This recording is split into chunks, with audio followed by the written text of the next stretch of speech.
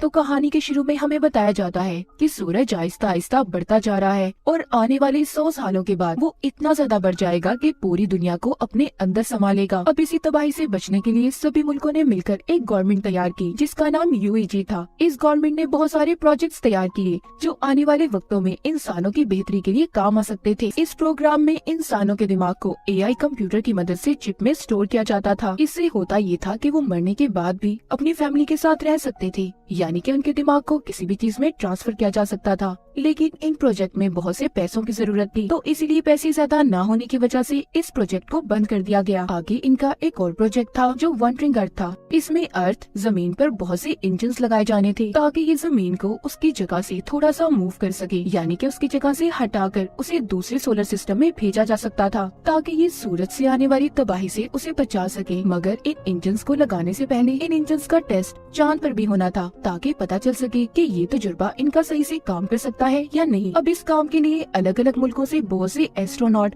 खलाबाजों को चुना गया था। अब हमें एक एस्ट्रोनॉट लियो दिखाया जाता है। यहाँ पर जो एआई वाला प्रोजेक्ट था उसके बंद होने की वजह से बहुत से लोगों ने एहतजाज करना शुरू कर दिया था क्योंकि वो इस प्रोजेक्ट को पूरा करने का कह रहे थे। तभी कुछ एहतजाज करने वाले लोग इन एस्ट्रोनॉट पर हमला कर देते हैं। यहाँ पर एक लेडी एस्ट्रोनॉट जिसका नाम हैन था वो इन लोगों का मुकाबला करती है और उन्हें रोक लेती है। इसके बाद सभी एस्ट्रोनॉट्स को एक एलिवेटर की मदद से चांद पर भेजा जाता है। ये एलिवेटर इन सभी को 90,000 मीटर की बुलंदी पर इनके स्टेशन पर पहुंचाने वाली थी। सब उस स्टेशन पर पहुंच जाते हैं जहां पर इनकी ट्रेनिंग शुरू हो गई थी। वक्त गुजरने के साथ साथ इनकी ट्रेनिंग भी पूरी हो जाती है। लियो और हैन इस ट्रेनिंग के दौरान दोनों एक दूसरे को पसंद करने लगे थे। इन दोनों की ट्रेनिंग अब जब पूरी हो गई थी तो हैन अपने साथियों के साथ चांद पर जाने वाली थी और कुछ दिनों के लिए वो अब लियो से भी नहीं मिल सकती थी। इसीलिए लियो उसके लिए वहाँ पर फूल लेकर आता है। लेकिन इससे पहले लियो फूल देकर एलिवेटर से बाहर निकलता, उसका दरवाजा बंद हो गया था और वो भी इन्हीं के साथ यहीं पर फंस जाता है। वो एलिवेटर अब चांद पर जाने के लिए चलना शुरू हो गई थी। इनके पास कोई और रास्ता नहीं था, इसीलिए हैन जल्दी से लियो को स्पेस सूट पहनने का कहती है ताकि वो इनके साथ जा सके। पर तभी इन्हें पता चलता है कि इनका सारा सिस्टम हैक हो गया है, यानी कि उनके सारे सिस्टम को किसी ने अपने कंट्रोल में कर लिया था और उनकी बेस पर भी ड्रोन से हमले होने लगे थे। साथ ही साथ इनकी एलिवेटर अब दोबारा से जमीन पर जाने वाली थी। तभी इनकी एलिवेटर में एहतजाज करने वाले लोग भी आ गए थे। वो इन पर हमला कर रहे थे। वो सभी की आईडीज यानी कि इनकी शिनाख्त को चुराने लगते हैं ताकि वो इनके सिस्टम को पूरी तरह से अपने कंट्रोल में कर लें। वो इनके स्टेशन को तबाह करके पूरी तरह से उस पर कब्जा चाहते थे। उन्होंने बहुत सी जगहों पर बॉम्ब्स लगा दिए थे। लियो और हैन अपने एलिवेटर में उनका मुकाबला करते हैं। अब जो उन्होंने बॉम्ब्स लगाए थे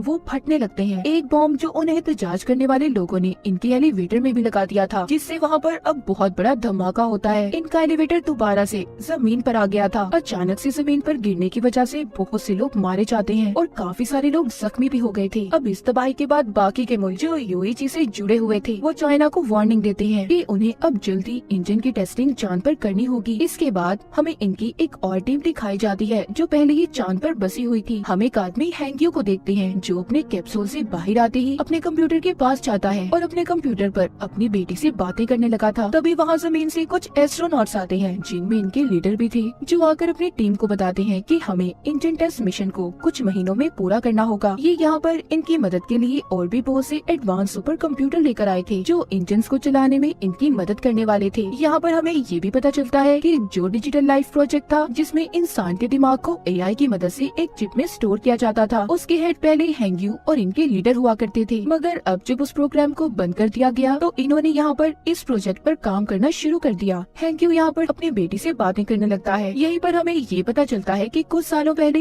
हैंग्यू की फैमिली का एक्सीडेंट हो गया था, मगर उसने अपनी बेटी के मरने से पहले उसके दिमाग पर एआई वाला पहला तजुर्बा किया। उसके दिमाग को उसने एआई की मदद से चिप में स्टोर कर लिया, मगर उसका ये तजुर्बा बस कुछ वक्त के लिए ही था। यहाँ पर जो हैंग्यू के लीडर सुपर कंप्यूटर को लाए थे, हैंग्यू उसकी मदद से अपनी बेटी को दोबारा से एआई रोबोट बनाकर जिंदा करना चाहता था, मगर उसके लीडर इस काम के लिए उसे मना कर देते हैं क्योंकि ये काफी खतरनाक था। कुछ दिन गुजरने के बाद चांद पर तूफान आ जाता है जिस वजह से इनका नया कंप्यूटर बुरी तरह से बर्बाद हो गया था। अब इनके पास इंजन को चलाने का कोई दूसरा रास्ता भी नहीं था, इसीलिए अब ये सब अपने पुराने कंप्यूटर्स को इस्तेमाल करने का सोचते हैं। मगर इनकी सारी डिटेल जानकारी हैंग्यू के पास थी जो इन्हें देने से मना कर देता है। जब लीडर उससे ये कहता है कि उसे इनकी मदद करनी होगी, हैंग्यू अब उनकी मदद करने के लिए तैयार था, मगर वो लीडर से ये कहता है कि आपको मुझसे ये वादा करना होगा कि जो भी नया सुपर कंप्यूटर बनाया जाएगा उसके बारे में सारी डिटेल्स आपको मुझे भी देनी होगी। वो उसकी मदद से अपनी बेटी को AI यानी रिपोर्ट फॉर्म में वापस लाकर जिंदा करने वाला था। अब लीडर उसकी बात को मान गया था। हैंग्यू पुराने कंप्यूटर्स को ऑन करता है, जिसकी मदद से इंजन स्टार्ट हो गया था, यानी कि इनका जो टेस्ट था उसमें ये लोग कामयाब हो जाते हैं। अब इसी टेस्ट की वजह से चांद अपनी जगह से हट गया था और साथ ही जो जमीन पर इन्होंने इंजन्स को लगाए थे वो भी ऑन आ जाते हैं, जिससे जमीन भी अब थोड़ी सी अपनी जगह से हट गई थी। ये लोग आहिस्ता आहिस्ता अपने इस प्रोजेक्ट में कामयाब हो रहे थे।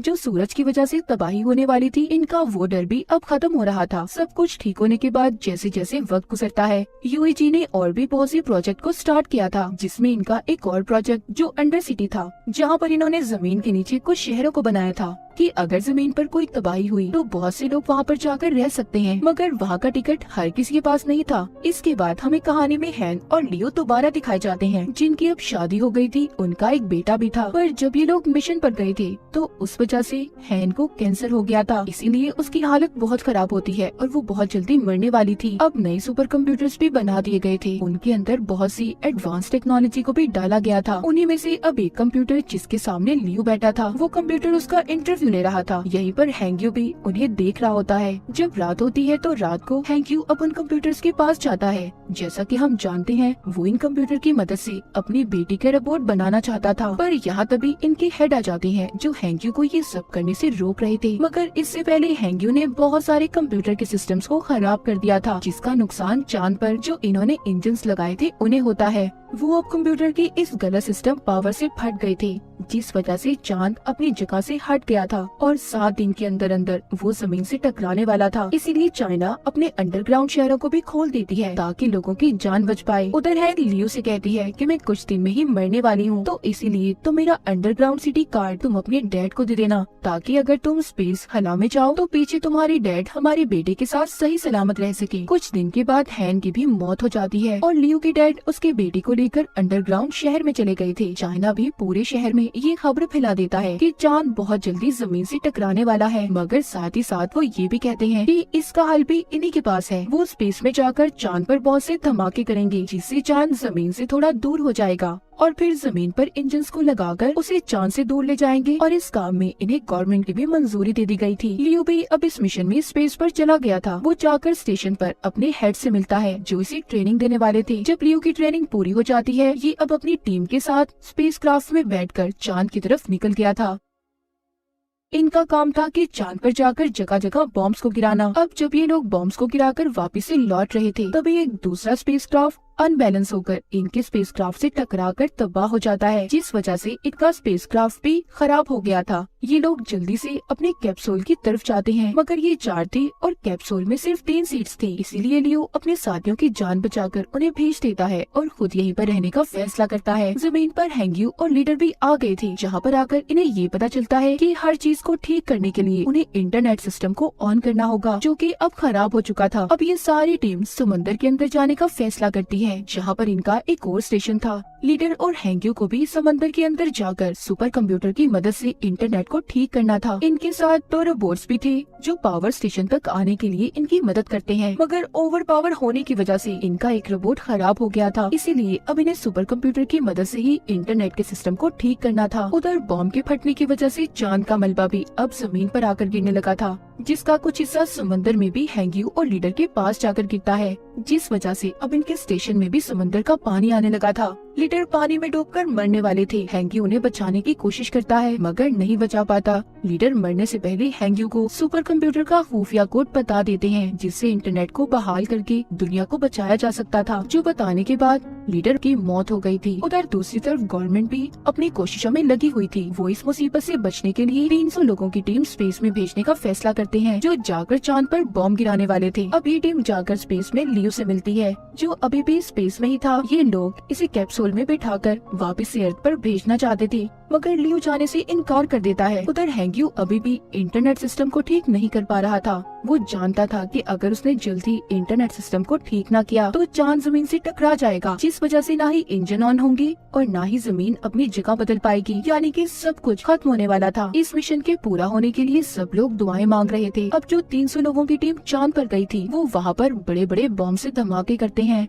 जिस वजह से चांद अब अपनी जगह से हटने लगा था। हैंक्यू भी उधर समझ गया था कि ये इतनी जल्दी इंटरनेट सिस्टम को ठीक नहीं कर सकता, इसीलिए वो यहाँ से अपने दिमाग को भी वो सुपर कंप्यूटर में डाल देता है। हैंक्यू की पानी में ही मौत हो गई थी। जब सबको ये बात पता चलती है कि हैंक्यू मर गया, सभी की उम्मीदें टूट गई थी, क्योंकि उन्हें अब ऐसा लग रहा था कि दुनिया खत्म हो जाएगी। पर हैंक्यू के मरते ही सब कुछ उसका दिमाग सुपर कंप्यूटर में ट्रांसफर हो गया था। वो कंप्यूटर खुद ही इंटरनेट कनेक्शन को रिस्टोर करने लगता है। अब जमीन पर सभी इंजन्स को भी चला दिया गया था। दरअसल उन सुपर कंप्यूटर्स के अंदर अब हैंक्यू का दिमाग था। इस वजह से इंटरनेट के ठीक होते ही सभी इंजन स्टार्ट हो जाते हैं और चांद भी जमीन से दूर हो जाता है। ये मिशन कामयाब हो गया था, पूरी दुनिया बच गई थी, सभी खुश थे। इन्होंने अपने नए सफर को शुरू किया था। इसके बाद हमें 2065 में दिखाया जाता है। अब जमीन पर और भी ऐसे ही बहुत से इंजन्स बनाने का काम चल रहा था। लियो भी इसी मिशन में शामिल था। तो इसी के साथ ये कहानी यहीं पर खत्म हो जाती है।